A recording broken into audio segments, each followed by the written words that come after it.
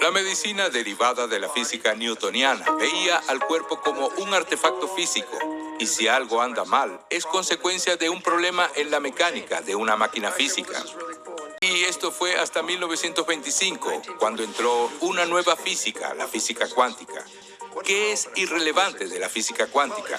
Bueno, dice que la energía invisible alrededor estaba ahí fuera. Y ni siquiera hablando de medicina, es porque era solo un cuerpo físico. Resulta que nuestra percepción de lo físico es una ilusión. No hay nada físico en absoluto. Todo es energía.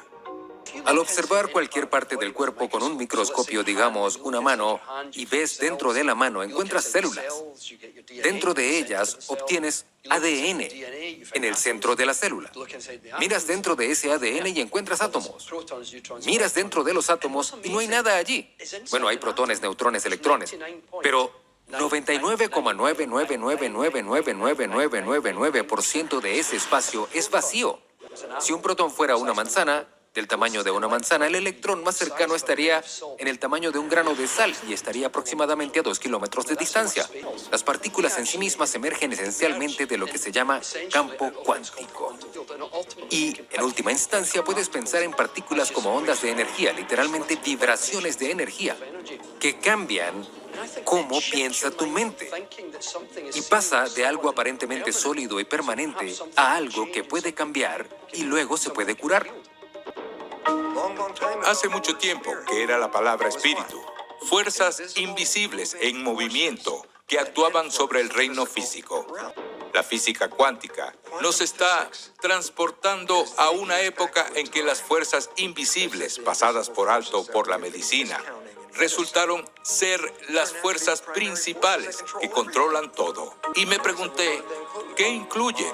La mente, la conciencia. Y es por eso que, si volvemos al poder supremo que rige nuestra biología, ese es el pensamiento, la energía invisible de nuestra mente que no solo moldea nuestro cuerpo, sino nuestra relación con el mundo en el que vivimos.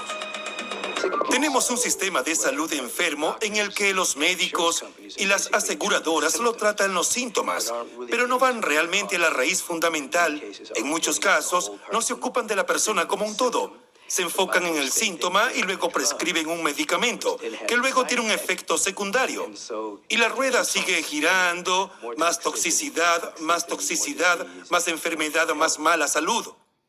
La medicina convencional, ligada a un antiguo sistema de creencias, está ligada a la causa de la enfermedad y se aferra a nuestra genética y nuestra bioquímica. Por eso la industria farmacéutica es la gran salvadora. ¿Por qué? Porque crean medicamentos que nos devuelven la salud.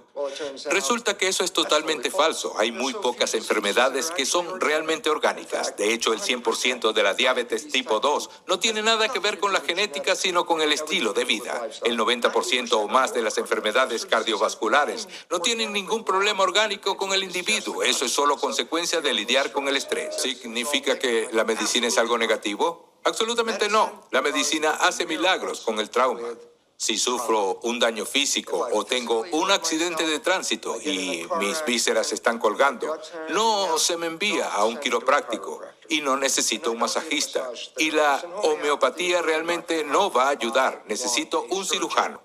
La medicina es útil, la medicina farmacéutica, las intervenciones terapéuticas, la cirugía, etc. Diría que un 10% de las enfermedades agudas también.